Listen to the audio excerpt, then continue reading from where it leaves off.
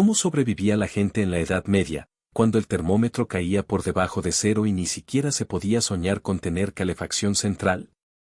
Nos imaginamos su vida en invierno como una interminable tortura helada en chozas azotadas por el viento.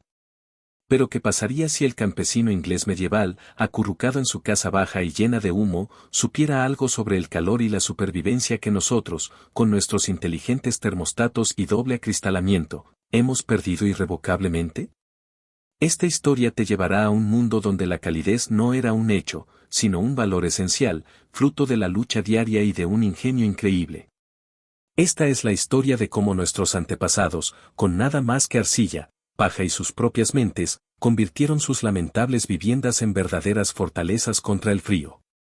Es una historia de ingeniosas soluciones de ingeniería nacidas de la desesperación y de una profunda comprensión intuitiva de las leyes de la naturaleza. ¿Cómo hicieron para que la tierra los calentara desde abajo? ¿Por qué el humo, que consideramos un enemigo, fue su principal aliado para mantenerlos calientes? ¿Y qué estructura de casa, simple pero ahora olvidada, podría haber sido la diferencia entre la vida y la muerte en una noche helada? Hoy vamos a revelar 10 formas increíbles que ayudaron a los campesinos ingleses medievales no solo a sobrevivir el invierno, sino también a crear un microcosmos cálido único dentro de sus hogares. ¿Estás listo para aprender que la calefacción en el pasado no era un método primitivo para iniciar fuego, sino un sofisticado arte de supervivencia? Entonces comencemos. El primer y más fundamental secreto de la calidez en una casa campesina estaba en su propia construcción. Para una persona moderna, las paredes están hechas de madera y de papel. La tecnología del perro y del pato parecía ser el colmo de la inseguridad. Imaginamos el viento helado entrando por las grietas. Y la pared en sí no parece más resistente que el cartón. Pero este fue el genio nacido de siglos de prueba y error. Un muro así no era una barrera inerte en nuestro entendimiento. Era un organismo vivo que respiraba y que funcionaba como un acumulador y regulador primitivo pero eficaz del calor y la humedad.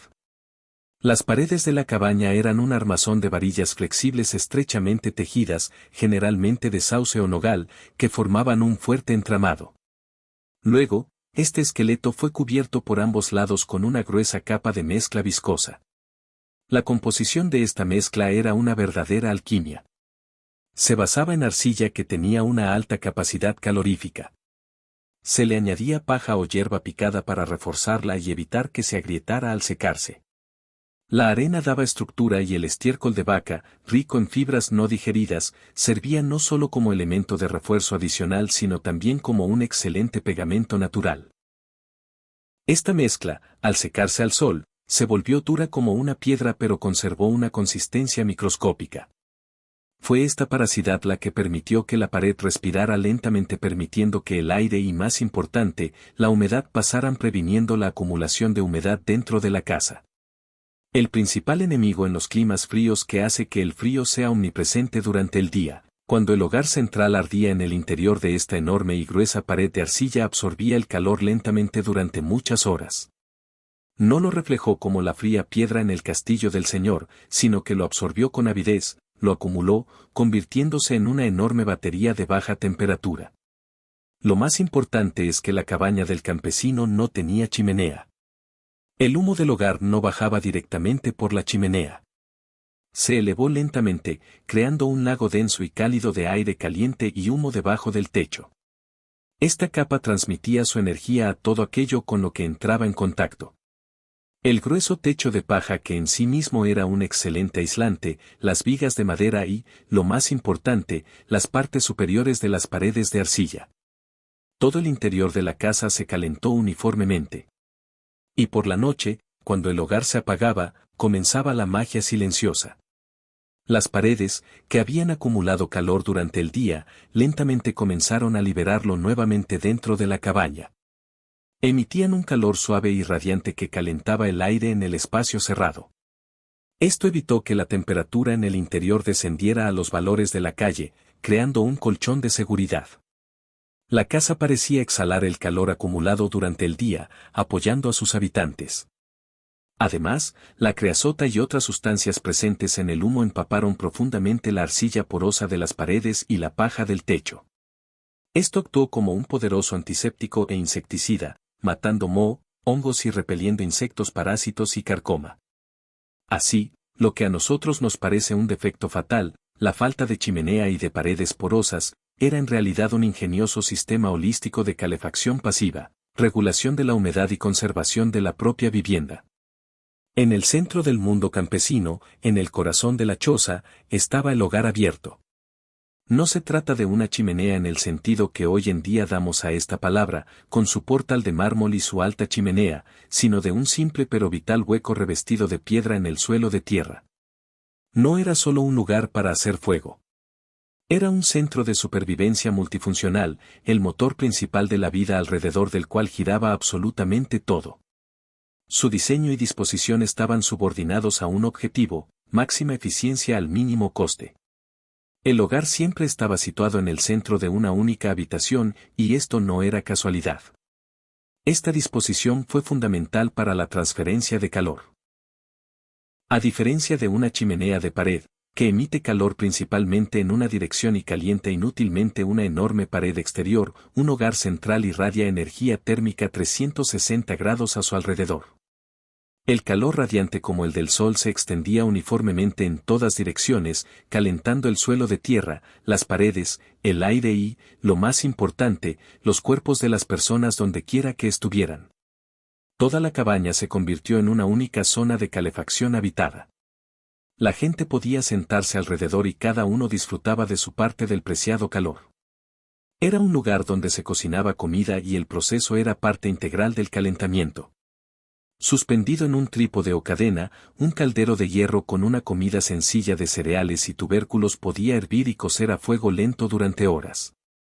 Este proceso en sí mismo convirtió el hogar en un generador de calor altamente eficiente. El vapor caliente que salía de la caldera humedecía el aire invernal resecado por el humo, haciéndolo más cálido al tacto y más cómodo para respirar, evitando la sequedad de las mucosas. El propio caldero de hierro fundido y su contenido caliente se convirtieron en un acumulador de calor adicional, que continuó irradiando calor mucho después de que la madera se quemara. Las cenizas calientes se utilizaban para hornear tortas sin levadura, asar nabos o cebollas, convirtiendo la cocción en un proceso de calentamiento continuo. La chimenea era la única fuente de luz durante las largas noches de invierno, de casi 16 horas.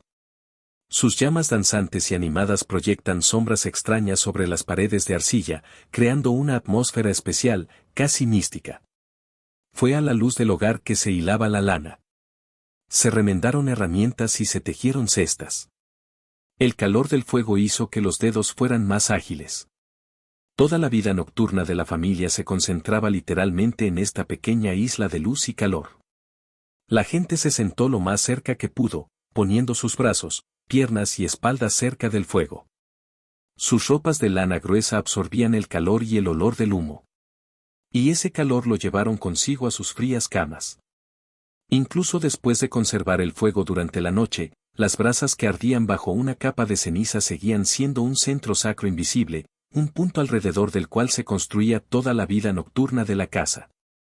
Era un sistema cerrado primitivo pero perfectamente pensado, donde no se desperdiciaba ni una sola joya de energía ni un solo chip.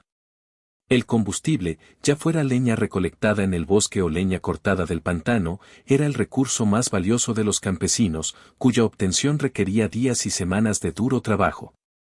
Dejar que el fuego del hogar se apagara libremente durante la noche era un desperdicio impensable, equivalente a tirar un saco de grano.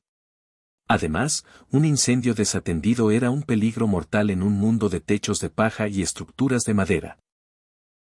Por eso, todas las noches, a menudo a la señal de la campana de la iglesia, el campesino, al oír el toque de queda del antiguo curafu francés para cubrir el fuego, no lo apagaba, sino que lo conservaba, convirtiéndolo en una especie de acumulador térmico de acción lenta. Este proceso era un verdadero ritual que requería conocimientos y habilidades transmitidas de generación en generación. El dueño de la casa utilizaba unas pinzas especiales o, más a menudo, simplemente un par de palos resistentes para seleccionar los mejores carbones. No se trataba simplemente de quemadores posteriores, sino de corazones densos, totalmente calcinados y al rojo vivo de los troncos más grandes, preferentemente de maderas duras como el roble o la playa. Estos carbones tenían una alta densidad y capacidad calorífica que les permitía arder durante un tiempo increíblemente largo. A diferencia de los carbones hechos de aliso o pino de combustión rápida, él los apilaba en una pila densa y compacta en el centro del hogar. Entonces empezó lo más importante. Las brasas se cubrieron cuidadosamente y con esmero con una gruesa capa de varios centímetros de ceniza seca de fuegos anteriores. La ceniza compuesta de residuos minerales no combustibles es un excelente aislante térmico. Funcionó como una manta de ceniza que restringió severamente el oxígeno a las brasas, deteniendo el proceso de combustión abierta, pero no permitiéndoles apagarse por completo. El fuego entraría en un modo de combustión lenta y económica.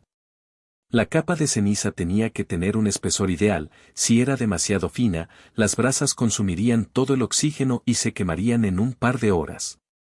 Si es demasiado espeso, se asfixiarían y se enfriarían. Debajo de este sarcófago ceniciento, en el corazón del hogar, un calor intenso e invisible persistió durante toda la larga noche. La temperatura en el interior de este montón podía alcanzar varios cientos de grados. Solo un calor pequeño, suave y apenas perceptible penetraba al exterior, lo que, sin embargo, impedía que la cabaña se enfriara por completo. Pero la principal ventaja de esta estrategia esperaba al campesino en una mañana fría y oscura. No tuvo que desperdiciar tiempo y energía preciosos en iniciar un fuego desde cero con un encendedor, pedernal y gomas de borrar, lo que era una tarea larga y difícil en una casa húmeda y fría. Bastaba con rastrillar las cenizas con un palo y aparecían brasas rojas y brillantes. Se colocó sobre ellos un manojo de musgo seco o virutas finas de madera y la alegre llama se reavivó instantáneamente.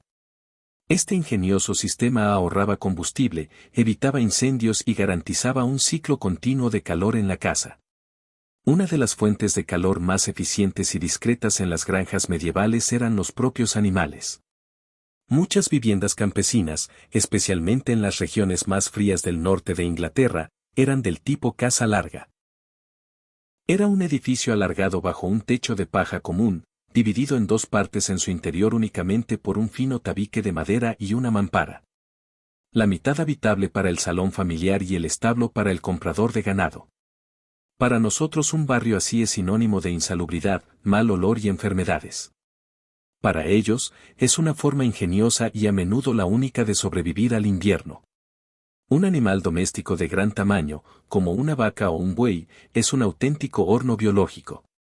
En el proceso de digestión de alimentos vegetales gruesos, su complejo estómago de múltiples cámaras, que actúa como un tanque de fermentación, genera enormes cantidades de calor metabólico. Una vaca adulta puede producir hasta 1 ocovatio de energía térmica, lo que es comparable a un pequeño calentador eléctrico.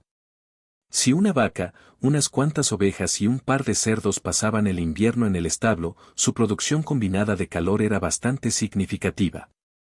Este calor calentaba el aire de su parte de la casa y, lo más importante, la pared divisoria común entre el establo y la sala de estar. Esta pared, a menudo hecha del mismo material y arcilla, se volvió palpablemente cálida al tacto y se transformó en un gran radiador estacionario que funcionaba las 24 horas del día, los 7 días de la semana. La familia dispuso instintivamente su cama común junto a esta pared cálida, recibiendo así un calor pasivo constante de los animales. Pero eso no fue todo. El suelo del establo era de tierra y estaba cubierto con una gruesa capa de paja. Esta capa no se cambió durante el invierno, solo se agregó paja fresca en la parte superior. El estiércol y la orina de los animales mezclados con la ropa de cama iniciaron un proceso de compostaje lento pero seguro. Este proceso biotérmico también liberó una cantidad significativa de calor, calentando el suelo de tierra desde abajo. De esta manera, los animales no solo calentaron la pared con sus cuerpos, sino que también crearon un suelo cálido debajo de ellos. Sí, el aire en la cabaña estaba constantemente impregnado del penetrante olor a amoníaco y paja, pero se acostumbraron desde la infancia y el calor era más importante que el aire limpio. Fue una simbiosis perfecta dictada por una necesidad imperiosa. La gente dio al ganado su principal capital, un techo sobre sus cabezas, que los protegía de las heladas, los vientos helados y los depredadores. El ganado, a su vez, compartía con la gente no solo leche, lana y fuerza de tiro, sino también el recurso más valioso en invierno, su calor vital. En las heladas más duras, especialmente durante la temporada de cría, los corderos o terneros recién nacidos y débiles podían llevarse directamente a la zona habitable y colocarse junto al hogar, donde sus pequeños cuerpos temblorosos también contribuían al caldero común de calor. Toda la casa funcionaba como un único sistema termodinámico donde las personas y los animales se calentaban unos a otros para la supervivencia común. El frío en las cabañas de los campesinos provenía principalmente del suelo. El suelo húmedo y helado funcionaba como un gigantesco radiador de frío, absorbiendo inexorablemente el calor de todo lo que entraba en contacto con él y, especialmente, de los cuerpos humanos. Para combatir a este enemigo principal, los campesinos utilizan el material más barato, accesible y versátil que la tierra les proporciona después de la cosecha: paja. Pero no lo tiraron al suelo simplemente para suavizarlo. Intuitivamente crearon un ingenioso biosistema de lecho profundo y autosuficiente que transformó el suelo helado de una fuente de frío a una fuente de calor pasivo.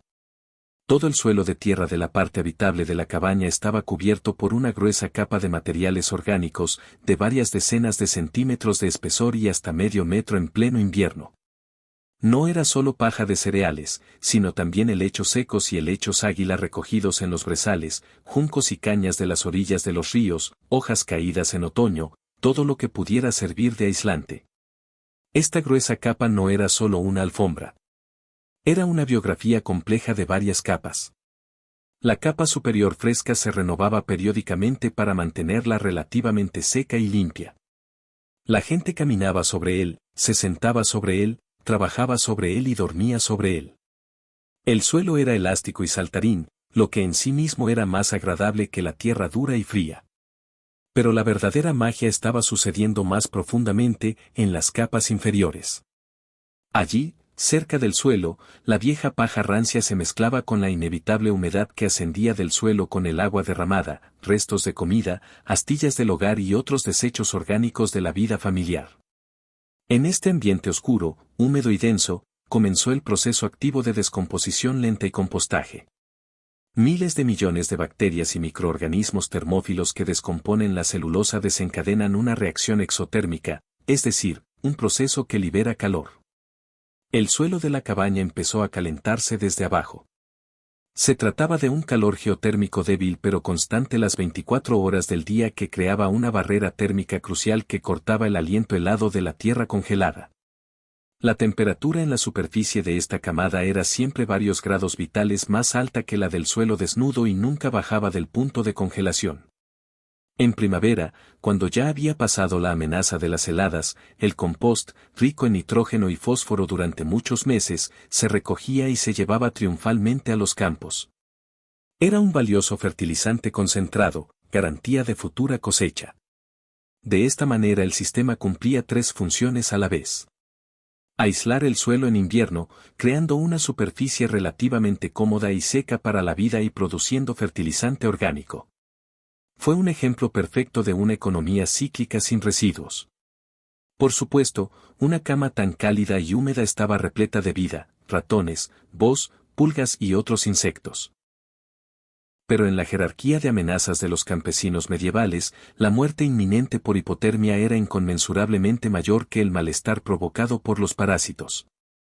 La familia campesina que dormía en literas recién rellenas de paja y colocadas sobre esta cálida ropa de cama de paja estaba en realidad en el centro de un gran capullo orgánico y cálido, protegido del frío mortal de la tierra.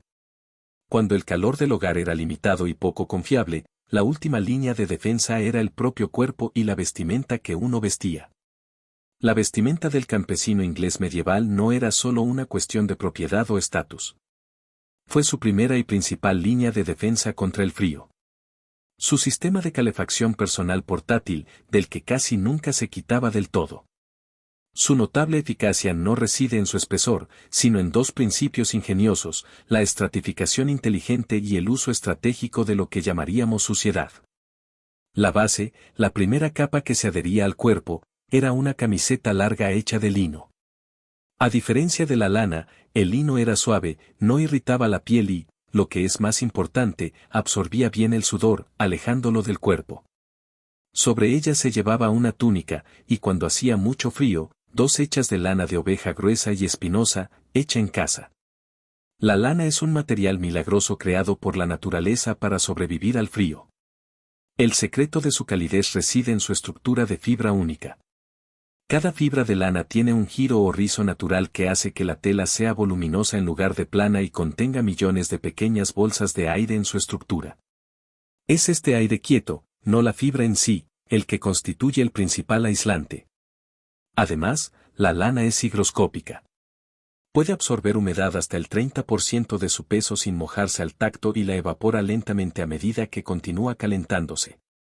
Pero el secreto principal de su eficacia era que las prendas exteriores de lana casi nunca se lavaban, especialmente con ropa muy dura. El motivo fue la lenolina, la cera grasa natural que recubre la lana de oveja. Sin lavar o enjuagado solo ligeramente con agua fría retendrá esta capa de grasa. La lenolina hizo que la tela gruesa fuera prácticamente impermeable. Las gotas de lluvia y nieve derretida simplemente resbalaban sin ser absorbidas.